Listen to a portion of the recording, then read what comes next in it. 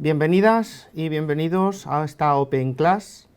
Mi nombre es Aitor Álvarez y soy el director académico del Máster en Neuropsicología y Educación de la Universidad Internacional de La Rioja. La verdad es que para mí es un placer poder compartir con todos vosotros, con todos ustedes, este ratito en el que vamos a comentar, reflexionar sobre el tema de la neuroeducación y cómo la neuroeducación nos viene a ayudar a los docentes a dar respuesta a los nuevos retos que se nos plantean en nuestras aulas. Pero antes de comenzar con la temática, que yo creo que es muy interesante y en la que podemos llegar a conclusiones muy importantes, me gustaría simplemente resaltar que, como verán ustedes en su pantalla, tienen una encuesta que nos gustaría pudieran ir respondiendo a lo largo de esta Open Class. Igualmente, les informo que en los 10 últimos minutos abriremos el chat para que puedan plantear algunas cuestiones, algunas preguntas que quieran de lo que hemos estado hablando en el día de hoy. Sin duda, todos sabemos que hay un cambio social que está influyendo directamente en lo educativo. Y por tanto, también hay un cambio del paradigma educativo. No se aprende, por supuesto, de la misma manera que se hacía hace unos años, no se enseña ni se debe enseñar como se estaba haciendo hasta hace unos años, pero es que además la propia sociedad, como digo, nos está exigiendo un modelo de alumno y un modelo de egresado totalmente distinto que se enfrente a una serie de competencias nuevas que se nos plantean en nuestra vida cotidiana. Y en este sentido, y como ayuda a los maestros, viene a ayudarnos la neuroeducación, que no deja de ser la confluencia de tres grandes ciencias, ¿no? Es la confluencia, una corriente que surge de tres grandes ciencias. Por un lado, la propia neurociencia, que estudia el funcionamiento del cerebro; por otro lado, la psicología, que estudia la mente humana, ¿no? La conducta humana; y por el otro lado, la educación o pedagogía, que nos enseña y estudia y trabaja el arte de la enseñanza. En este sentido, sabemos que aquellos maestros que no han tenido formación en el campo de las neurociencias, pues es un lenguaje un poco extraño, alejado de nuestra realidad, y es uno de los primeros objetivos que tiene la neurociencia: ayudar a los maestros a acercarse a este conocimiento que nos aporta la neurociencia para aplicarla en nuestras aulas.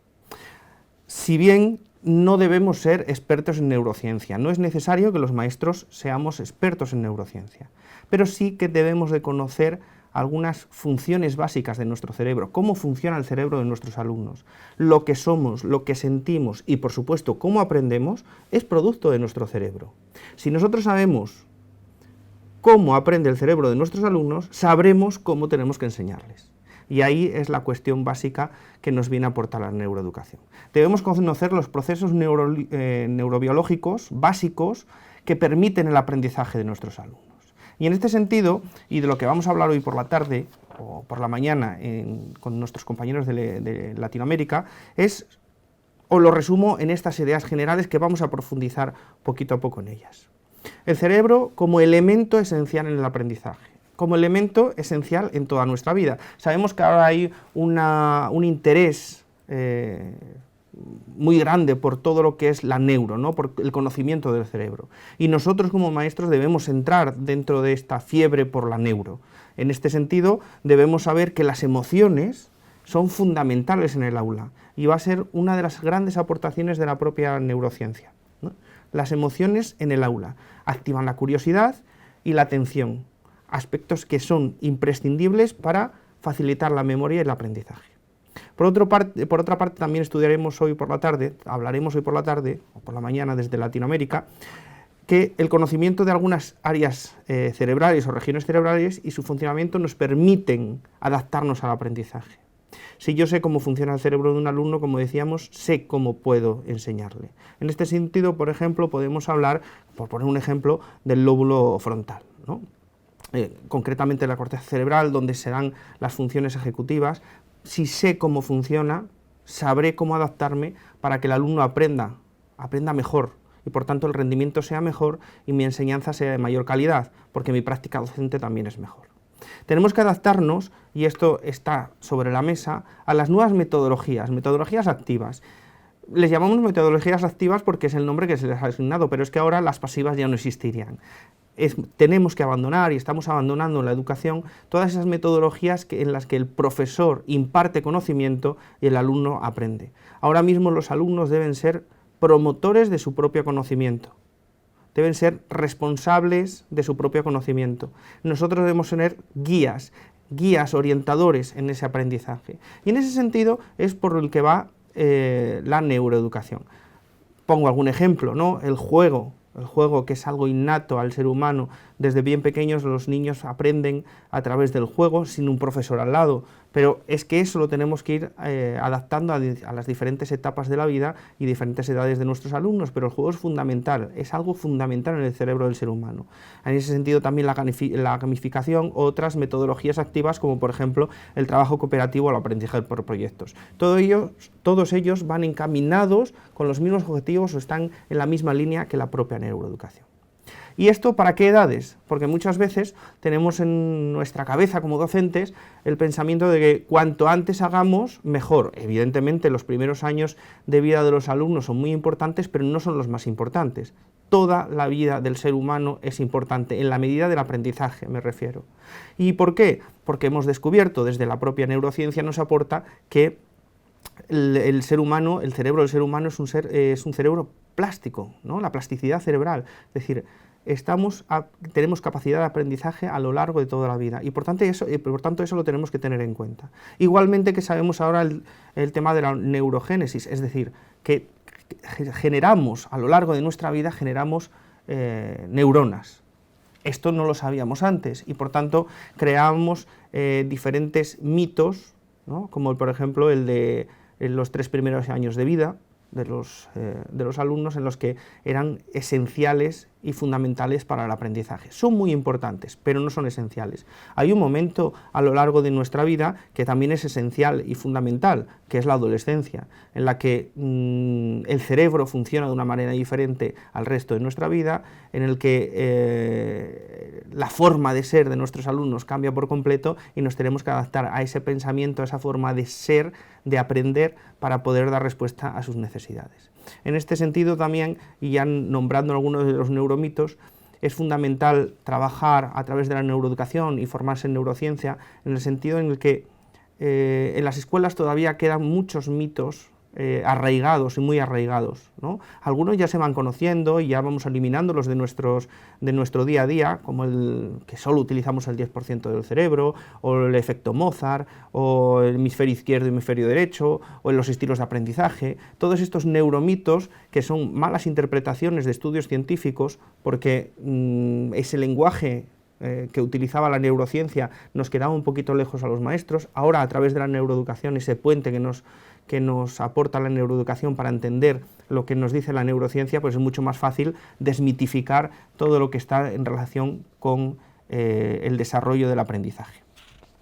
Y entrando un poco en materia, me gustaría que lo primero que habláramos fuera de las emociones. ¿Por qué? Porque las emociones son la principal aportación de la neurociencia al mundo educativo. Sabemos que los procesos cognitivos y las emociones comparten redes neurales. Por tanto, ese binomio emoción-cognición es inseparable. Y esto lo tenemos que tener muy en cuenta porque quizá las emociones han estado relegadas a un segundo plano, algo transversal, en el que sí hay que tener en cuenta las emociones en el aula, pero no sabíamos realmente qué repercusión tiene. De tal manera que influyen y mejoran en la atención y en la memoria. Como dice el maestro Francisco Mora, el cerebro solo aprende si hay emoción. Evidentemente aprendemos muchas cosas que no nos emocionan, ¿no? Pero si queremos que ese aprendizaje sea realmente significativo y que realmente se grabe en nuestra memoria, tiene que ser a través de las propias emociones.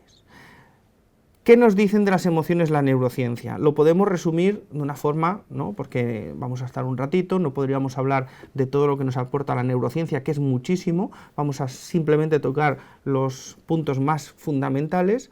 Pues, ¿qué nos dice? Bueno, pues que un conocimiento asociado a una emoción positiva, un conocimiento, ¿no? Cuando nos transmiten un conocimiento, cuando nosotros vamos a aprender algo, si eso está asociado a un aspecto emocional positivo, hay un almacenamiento más productivo y una evocación mucho más efectiva. Es decir, si yo el conocimiento consigo asociarlo a una emoción positiva, lo que voy a conseguir es que los alumnos atiendan más, aprendan mejor y memoricen más, de tal manera que después sea fácil retomar ese conocimiento.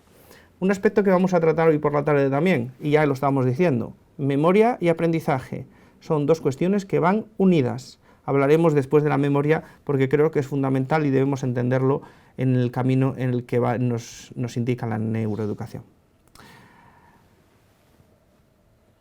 Memoria, atención, aprendizaje y emociones. Todo está unido, pero sin duda la base son las emociones. ¿Y por qué? Bueno, pues cuando nos emocionamos, una parte de nuestro cerebro, que se llama el sistema límbico, concretamente hay la amígdala, una parte de las amígdalas, porque son dos, ¿no? Las amígdalas, lo que hacen es generar una serie de neurotransmisores, entre ellos uno que todos conocemos, ¿verdad?, que es la dopamina, ese que llamamos el neurotransmisor de la felicidad, ¿no? O también del chocolate, podríamos decir, que hace que seamos más felices, según algunos. Bien, se relaciona directamente con la corteza prefrontal. Ahora, ¿qué hace la dopamina? La dopamina, que es ese neurotransmisor de la felicidad, lo que hace es inundar todo nuestro cerebro. Lo que estamos asociando a emociones positivas, un aprendizaje concreto. Y es mucho más fácil aprender y memorizar. Claro, es que yo tengo alumnos que no les emociona nada, porque mi contexto es muy difícil, porque tienen situaciones familiares muy complejas, porque son niños que no están motivados. Es que es muy difícil, ¿verdad? Bueno, pues lo que nos viene a decir la neurociencia es que lo primero, para que un alumno se motive, realmente quiera estudiar, realmente le interese una materia, ¿no? Veremos algún caso concreto ahora, lo que tenemos que hacer es, lo primero y fundamental en las aulas, crear un clima positivo. Como dice Gilbert, y lo tenemos aquí en esta diapositiva, cuando conseguimos que un estado positivo, ¿no?, asociar un estado positivo al aprendizaje, es cuando empezamos a que el cerebro de los alumnos asocie ese aprendizaje al placer y por tanto le dura durante toda la vida. Primero, lo que tenemos que hacer en nuestras aulas, y hay técnicas y estrategias para ello, es emocionar, suscitar el deseo del aprendizaje. Y de esa manera conseguiremos que nuestros alumnos estén más atentos, memoricen mejor y aprendan mejor. ¿Cómo podemos emocionar a los alumnos? Porque esa es la pregunta clave. Bueno, pues lo primero que tenemos que hacer es estar nosotros emocionados. Terminaremos esta Open Class de la siguiente manera, ¿no? Hablando de las emociones y invitando a que todos los docentes nos emocionemos con lo que hacemos, porque realmente, como decía también el maestro Francisco Mora, el docente es la joya de la corona de un país, ¿no? Porque por sus manos pasa el futuro de un país. Por tanto, en ese sentido tenemos que emocionarnos nosotros con lo que hacemos. De esa manera ya emocionamos a nuestros alumnos. Pero quizá alguno no, bueno, pues tenga dificultades todavía para emocionar a sus alumnos. Bueno, pues algunas técnicas, algunas cuestiones, algunas pinceladas que podríamos decir en cuanto a las emociones. Lo primero, implicar a los alumnos haciendo. Ya lo hemos dicho, las metodologías activas. Debemos olvidarnos esa metodología en la que el profesor lo sabe todo, imparte desde la cátedra y los alumnos aprenden, atienden, escuchan, porque ese aprendizaje al final no es tan significativo como el de que crean ellos mismos, el de hacer. Ese es el que tenemos que nosotros tomar en cuenta, el de hacer. A partir de ahora, metodologías activas y solo metodologías activas en las aulas. Permitir obtener una satisfacción. Eso no quiere decir regalar al alumno nada, sino que el alumno saboree la satisfacción de conseguir un objetivo, de conseguir desarrollar una competencia. Fomentar el aprendizaje con los iguales. Al cerebro eso le encanta. Cuando trabajan con los iguales, pues estamos hablando de trabajo cooperativo, cuando estamos a través de proyectos, ¿no?, o el APS, bueno, pues ahí el cerebro se activa. ¿Por qué? Porque le encanta trabajar con sus iguales. Es una forma de emocionar a los alumnos. Hay que entender que un alumno, la atención, lo vamos a ver ahora, ¿no?, porque las emociones son la puerta de entrada a la atención.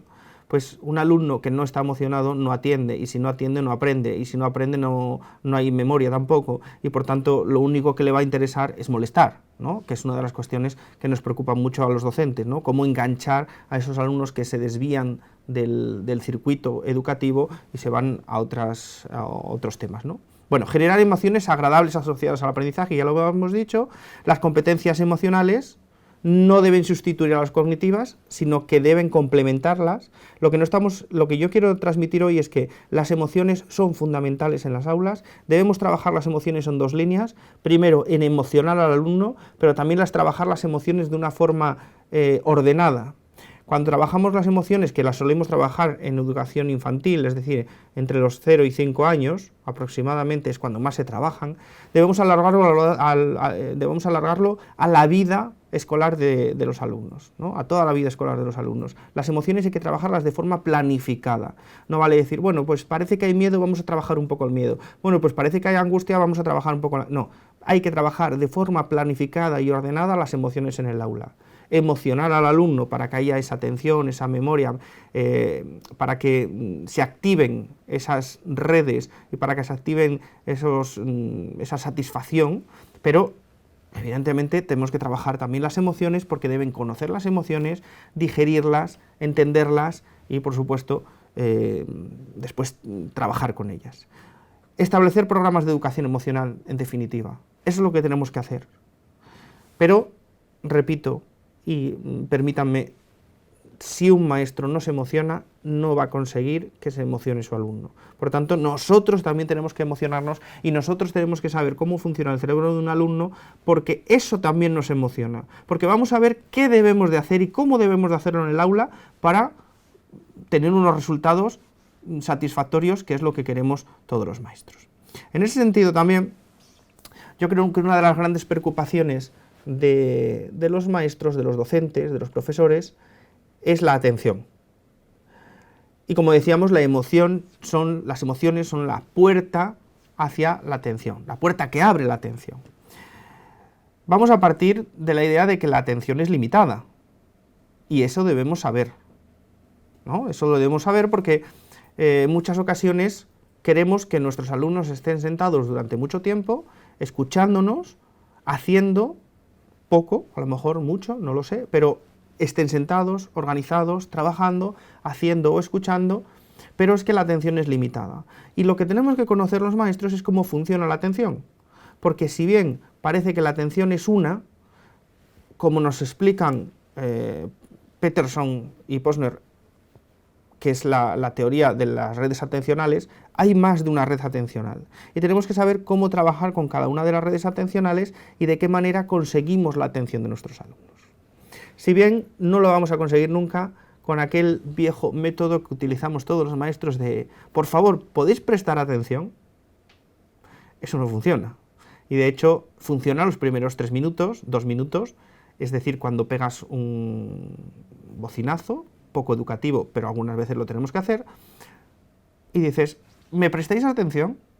Sí, prestan atención, 30 segundos, pero eso no es prestar atención. Tenemos que saber cómo funcionan esas redes atencionales, esas 3 redes atencionales, para saber cómo trabajar con ellas en el aula. De todas maneras, hay muchas áreas cerebrales que están implicadas en esto de las redes atencionales, en este proceso de redes atencionales, y debemos conocerlas. Debemos conocer cómo funciona la atención, cuándo somos capaces de que los alumnos atiendan, cuánto tiempo pueden atender. Un aspecto muy importante, a mí me parece fundamental, es la importancia del inicio y el fin de la clase. Realmente es una pena que nosotros los maestros, normalmente, y me van a permitir que haga generalidades de este tipo, ¿no? Lo que hacemos es utilizar los primeros minutos de la clase para tareas más administrativas, de corrección de ejercicios, de cuestiones un poco más banales. Pasamos lista, si es que la pasamos, o preguntamos algunas cuestiones, hablamos con algunos alumnos. Es decir, los primeros minutos de la clase normalmente suelen ser cuestiones más administrativas y burocráticas. Pues bien, lo que nos dice la neurociencia es que los primeros minutos de la clase son fundamentales para la atención, porque quizá sea el momento en el que el cerebro de un alumno está preparado para poder atender. Claro, si nosotros sabemos esto y nos formamos en estos aspectos, sabremos cómo distribuir nuestra clase para que sea mucho más efectiva y, por tanto, es más efectivo nuestro trabajo y el rendimiento de nuestros alumnos será mucho mejor. ¿Qué debemos hacer en el aula, ¿no?, para mejorar la atención? ¿Qué es lo que le gusta al cerebro? Bueno, pues para mejorar la atención y para que realmente el cerebro esté atento en lo que está haciendo, tenemos que tener en cuenta que le encantan diferentes cuestiones. Por ejemplo, las narrativas. Le encanta escuchar cuentos, le encantan que le cuente historias. El cerebro, en el momento en el que escucha una historia, se activa por completo. Cuando nosotros leemos un texto, un cuento, ¿no?, cuando leen los alumnos el libro de texto, se activan dos áreas, el área de Wernicke y el área de Broca. Cuando el cerebro escucha una historia, se activan muchísimas áreas cerebrales.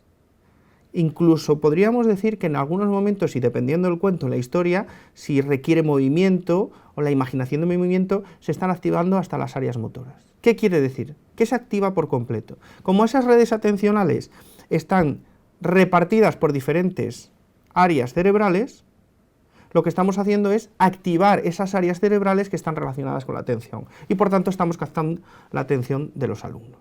Otra cosa que le gusta al cerebro es huir de lo rutinario. Y los maestros tenemos la costumbre de ser bastante rutinarios porque somos muy organizados, tenemos una estructura, tenemos nuestras programaciones, tenemos nuestras unidades didácticas y normalmente lo tenemos todo muy pactado, ¿no? Bien, pues al cerebro le gusta todo lo contrario. El alumno llega a clase y dice, a ver, el cerebro del alumno se pone en posición y dice, ¿qué voy a hacer ahora? Voy a corregir, me va a explicar, voy a hacer un ejercicio, se va a acabar la clase y voy a salir al recreo. Ya está, no necesita atender porque ya sabe lo que va a pasar y por tanto se apaga. Lo que tenemos que conseguir es que el cerebro no se apague, que ese cerebro esté atento realmente. Por tanto, tenemos que salir de lo rutinario y plantear retos. Por ejemplo, en la adolescencia, ¿no? Sabemos que la adolescencia, por no hablar siempre de los primeros años de vida, la adolescencia, en ese momento en el que comentábamos antes, en el que el cerebro funciona de una manera diferente, sabemos que en todas las culturas está el reto, ¿no? Plantear retos, ¿no? Les gustan los retos. Plantear ¿no?, como hacemos en muchas ocasiones, es decir, bueno, pues resulta que vamos a hacer un plan preventivo del consumo de drogas. Y entonces lo que vamos a hacer es que al alumno le vamos a decir que piense en las posibles repercusiones que tiene en un futuro el consumo de drogas actualmente. Bueno, pues eso es un fracaso seguro. ¿Por qué? Porque el cerebro del alumno adolescente no está pensando en el futuro, ni está pensando en las repercusiones que puede tener ninguna de las acciones que tiene en el presente. Por tanto, lo que tenemos que plantear, una prevención, es como un reto.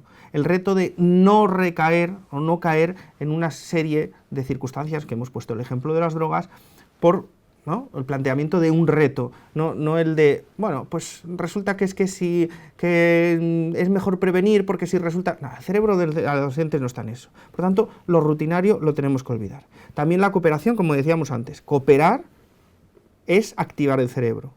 Y le gusta mucho el humor. Yo sé que esto es muy complicado porque en nuestras clases nos gusta que haya silencio, orden, y que los alumnos parezca que están atentos, porque evidentemente cuando hay silencio y orden, como dicen algunos autores, es que no hay aprendizaje. Con el silencio y el orden no hay aprendizaje. Para que haya aprendizaje tiene que haber algo de ruido y sobre todo tiene que haber humor. No podemos permitirnos el lujo de coartar el humor en las aulas. El humor activa la atención. Muchas veces los maestros pensamos, los docentes pensamos, que si contamos un pequeño chiste, si hacemos una pequeña broma en mitad de una clase, lo que estamos haciendo es romper el ritmo de la clase. Bien, lo que nos dice la neurociencia y las investigaciones es que es todo lo contrario. Cuando nosotros conseguimos una sonrisa de un alumno, aparte de lo emocional que está ahí siempre presente, lo que estamos haciendo es captar la atención del alumno. Lo que estamos es conseguir romper con esos tiempos atencionales en el que el alumno ya ha estado en su pico atencional y ahora está bajando, ¿no? Empezamos, subimos el pico atencional, tenemos un pico atencional, esa curva atencional lo tenemos arriba, pero el alumno, como decíamos, la atención es limitada, va a bajar su capacidad atencional y ahí es cuando nosotros tenemos que entrar para volver a subir la atención del alumno, captar la atención del alumno y que vuelva a prestar esa atención tan necesaria en las aulas. El humor es fundamental, no rompe el ritmo de las clases, y eso nos lo dice la neurociencia, como esto otras muchas cosas, sino que todo lo contrario, lo que nos invita es que hagamos humor en las clases. Cuidado, tampoco es que estemos contando chistes desde que entramos hasta que salimos, aunque no estaría mal de vez en cuando. Y por último vamos a hablar de otro aspecto que me parece fundamental y que ya hemos dicho: no hay aprendizaje si no hay memoria. Ha sido por los docentes un poco maltratada la memoria, ¿no? Esto de no hay que aprender de memoria, porque parece que aprender de memoria era algo malo. No, mirad, hay que distinguir entre el aprendizaje memorístico sin comprensión y el aprendizaje memorístico comprensivo. Hay que comprender, evidentemente, las cosas que se aprenden, y de ahí la importancia de las metodologías activas, que cuanto más activo sea el alumno y más responsable sea de su propio aprendizaje, mejor. ¿Por qué? Porque lo que nosotros comprendemos, lo que nosotros hacemos, lo comprendemos mejor, que es como os decía yo antes a todos ustedes: si conocemos cómo funciona el cerebro, yo sabré cómo hacer, y entonces eso me invitará a hacerlo mejor. Le pasa a los alumnos: si yo hago, aprendo, comprendo y aprendo mejor.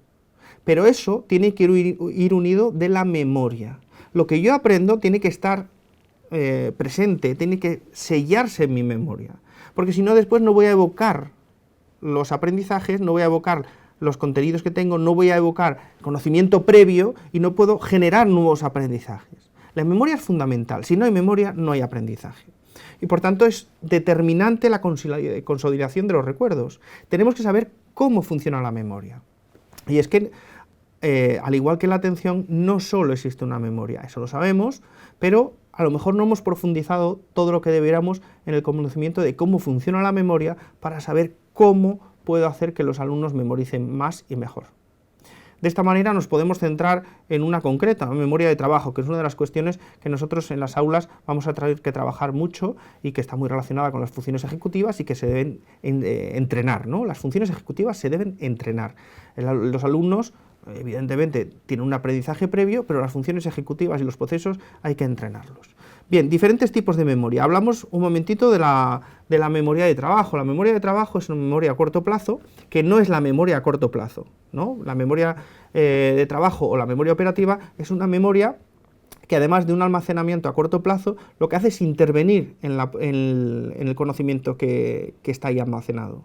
Por tanto, es una memoria de almacenamiento y manipulación temporal de la información. Y es muy importante saber cómo funciona, porque nos hace, ¿no?, trabajar con cosas o se hace efectiva en cosas, por ejemplo, como las que ponemos ahí, ¿no? Nos ayuda, por ejemplo, a que hacemos cálculos en la tienda para saber si es suficiente el dinero que llevamos. Y eso a los alumnos lo trabajamos con ellos. Pero ¿cómo lo trabajamos? De una manera efectiva. Eso es lo que nos tenemos que plantear. ¿Realmente es así como el cerebro aprende?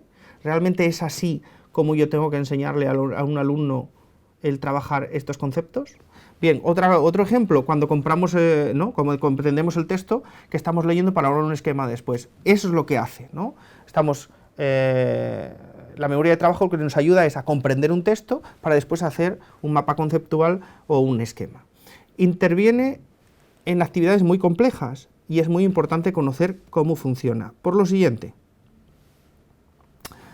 porque lo que nos dice la neurociencia y los estudios que se hacen en las investigaciones actuales es que, por ejemplo, subrayar un texto no es apenas efectivo. ¿Cuántas veces no habremos indicado a nuestros alumnos que subrayen un texto? Bien, pues no es apenas efectivo. Sí es efectivo resumir los conceptos claves y hacer anotaciones en el margen del texto. Por ejemplo, es un dato que nos dice la neurociencia que es muy fácil de implantar en nuestras aulas y que nos ayudará a que el rendimiento de nuestros alumnos sea mucho mejor. Porque subrayar, que es lo que se ha hecho toda la vida, nos dice la propia neurociencia que no funciona. Lo que funciona son otros métodos. La práctica del recuerdo como práctica eficaz. Es decir, ahí pongo un ejemplo, ¿no? Las tarjetas de aprendizaje. Lo importante es utilizar el recuerdo. hacer que recuerden los alumnos. Leer muchas veces un texto no hace que aprenda más. Una vez que yo saco la idea básica y fundamental del texto, no hace falta que lo lea más veces, lo que tengo que hacer es recordarlo. Y eso es lo que hace que los conocimientos se afiancen en la memoria. Hay varias investigaciones en este sentido, en el que se ponían diferentes grupos y entonces a unos se les mandaban unas técnicas, a otros. Los más efectivos no son los que están leyendo 200 veces el texto para aprendérselo de memoria sin comprender, sino aquellos que han conseguido sacar la idea fundamental del texto y después la están repitiendo porque la están recordando. Por tanto, la práctica del recuerdo como práctica fundamental en las aulas. Espaciar el tiempo de estudio. Tenemos también mucha costumbre, como decíamos antes, de tener a los alumnos sentados, estudiando, practicando, haciendo ejercicios durante mucho tiempo seguido. Pues la neurociencia también, las investigaciones nos indican que eso no es efectivo. Es más efectivo una tanda de 30 minutos de descanso y 30 minutos que una tanda de 60 minutos de estudio. Pero esto en niños pequeños, niños adolescentes, adultos universitarios. No es efectiva sesiones largas de estudio y de trabajo, porque ni la atención es la misma, ni la capacidad de almacenar en la memoria es la misma. Y por último, como también técnica para mejorar la memoria, la de alternar la práctica. Los libros de texto normalmente vienen estructurados de una manera en la que están organizados por estrategias, es decir, y por formas de trabajar, ¿no? Pues ahora trabajamos con esta estrategia y este concepto y esta idea y esta manera, y después otra y después otra. No, la idea es que el cerebro aprende mucho mejor, memoriza, se afianza el conocimiento mucho mejor cuando utilizamos estrategias diferentes. Es decir, hacemos un ejercicio que requiere una estrategia concreta de aprendizaje, después otro ejercicio que requiere otra estrategia totalmente distinta, y esto nos ayuda a memorizar y afianzar de forma más productiva. Como ven, son muchas las cuestiones que nos transmite la neurociencia, muchísimas.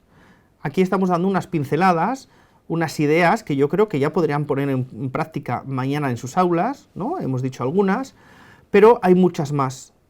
Lo que les invito es a que se acerquen a la neurociencia, no la tengan miedo, es la aliada del siglo XXI de cualquier docente.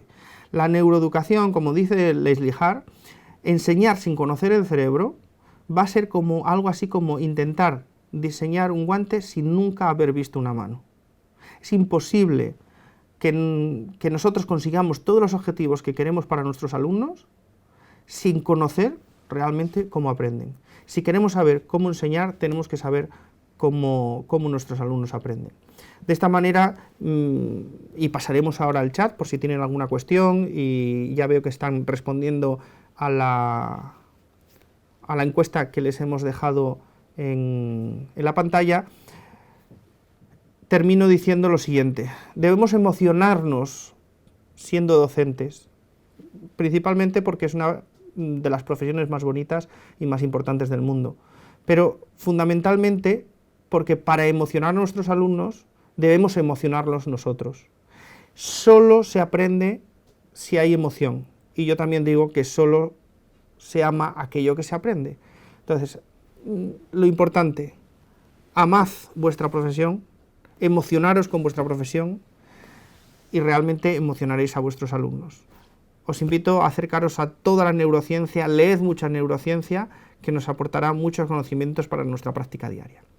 Y si les parece, pues ahora mismo abrimos el chat, y si tienen alguna cuestión concreta, realmente somos muchos asistentes, intentaremos contestar a alguna cuestión concreta. Pues no son muchas las preguntas que van apareciendo, no dan tiempo a leer todas. Vale, dice, ¿cómo podemos relacionar estas prácticas con los estilos de aprendizaje? Bueno, concretamos un poquito que los estilos de aprendizaje realmente son un neuromito.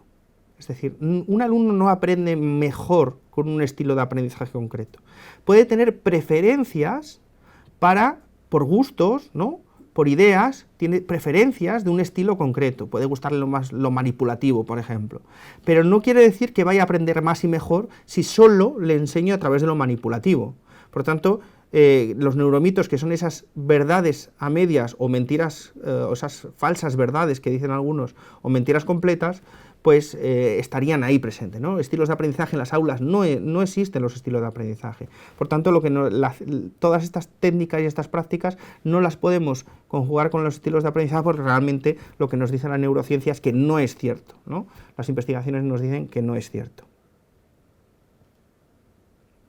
Candy dice, ¿cómo puedo aplicar la neurociencia en una clase de inglés? Nosotros en el máster trabajamos precisamente en la enseñanza de los idiomas, ¿no? Cómo aplicar la neurociencia, ¿no? Los conocimientos de la neurociencia, la neuroeducación en los idiomas, porque realmente nuestro cerebro está preparado de una manera concreta y hay ciertas áreas cerebrales que debemos conocer para saber cómo aprenden mejor otro idioma.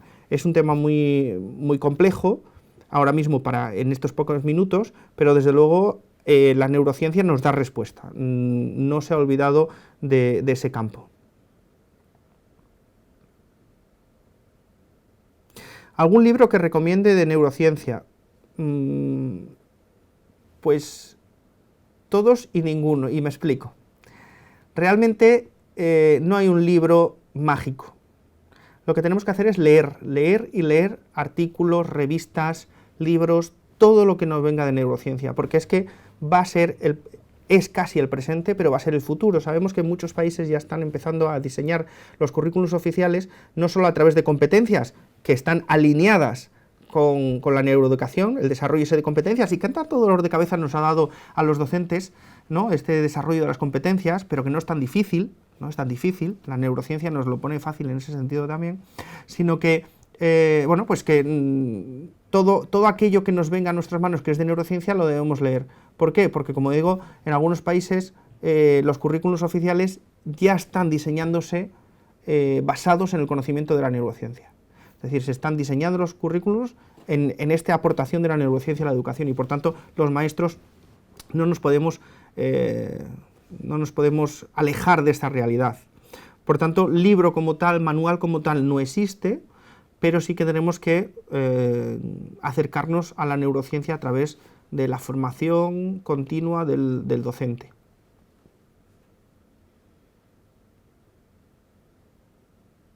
Hay varias preguntas que veo que son menos académicas, más administrativas. Algún compañero asesor estará contestando a ellas, pero de todas maneras tenéis un link abajo que indica infórmate. Ahí también todo lo que no es académico, que es más administrativo, informativo de la titulación. Por supuesto, todos los compañeros de la universidad, de la asesoría, estarán gustosos de poder contestar a todas las dudas que puedan tener.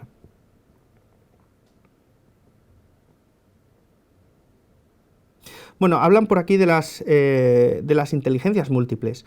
Bueno, las inteligencias múltiples realmente nosotros en el máster también las trabajamos porque realmente lo que dice Gardner, lo que ha reconocido Gardner es que la inteligencia es una y no hay muchas inteligencias, ¿no? Todas esas inteligencias que él dice realmente no son inteligencias, son aptitudes que ayudan a desarrollar la inteligencia.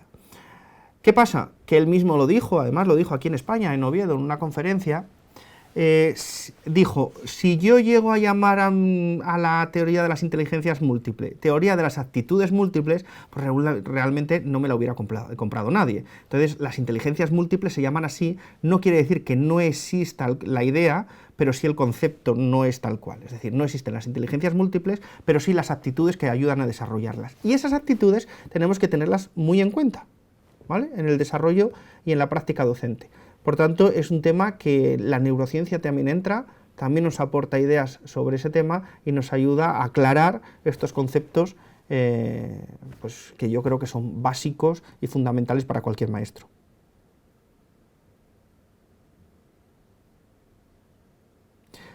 Neurociencia versus planes de estudio. Cierto es que, como digo, hay países que ya están estudiando que el currículum esté basado en todos los conocimientos de la neurociencia, ¿no? Pero es que la neurociencia nos viene a decir cómo debemos de enseñar, cómo debemos de utilizar las estrategias, cómo debemos utilizar las metodologías, pero no es contraria a ningún currículum ni a ningún plan de estudios. Sí es cierto que hay algunos aspectos que nos aporta la neurociencia que en algunos países podrían chocar, como por ejemplo con los sistemas de calificación y de evaluación, ¿no? Porque la neurociencia nos dice que bueno, los exámenes hay que plantearlos de una manera concreta, porque el cerebro es, el aprendizaje se gestiona de una manera totalmente diferente, porque los exámenes realmente en algunos países simplemente es una forma de clasificar a los alumnos, ¿no? Y no realmente no es lo que aprenden, sino clasifican lo que han aprendido o por lo menos memorizado, aunque sea automáticamente. Entonces, ahí puede haber ciertos choques, pero en general la neurociencia no es contraria a ningún plan de estudios y no es contraria a ningún currículum oficial. Todo lo contrario, lo que viene es aclararnos algunos aspectos que estamos haciendo ahora, porque, mirad, esto es muy importante tenerlo en cuenta. Los alumnos pasan una sola vez por nuestras clases, por nuestras aulas, una sola vez. Lo que hagamos, lo hemos hecho, y lo que no, no. Y me explico. Eso es una evidencia, ¿no? Pero me explico. No es que utilizando una estrategia o una metodología de una forma inadecuada vayamos a perjudicar al alumno, pero sí que no le vamos a beneficiar. Si yo no utilizo una metodología de forma adecuada, lo que estoy haciendo es perder ese año de aprendizaje del alumno. Lo que nos viene a decir la neurociencia es cómo tenemos que utilizar, qué estrategias, qué metodologías y qué forma de enseñar es la más adecuada para que nuestros alumnos realmente aprendan y mejoren y tengan un buen rendimiento y aportemos una verdadera enseñanza de calidad. Eso es lo que nos viene a enseñar la neurociencia y a aportar la neurociencia. Pero no choca frontalmente con ningún currículum ni plan de estudios. Bueno, ¿cómo puedo aplicar la neuroeducación en la clase de educación física? El deporte es fundamental. No nos hemos metido en algunos temas que yo creo que son muy importantes y que nos pueden interesar porque evidentemente no tenemos tiempo y la neurociencia nos aporta muchísimas cosas como para estar muchísimos días en sesiones de este tipo, ¿no? Pero lo que tenemos claro es que el sueño, la alimentación y el ejercicio son fundamentales. Fundamentales para un buen desarrollo cerebral. Puedo decir, como ejemplo, que lo que se ha descubierto es que una de las formas en la que nosotros de adultos seguimos generando neuronas, evidentemente no al mismo ritmo que en los primeros años de vida, pero que seguimos generando neuronas, es a través del deporte. El deporte nos ayuda a generar nuevas neuronas. Esa neurogénesis que hablábamos al principio es fundamental el deporte. Por tanto, nos aporta muchísimas cosas sobre la educación física y cómo poder trabajar con ella.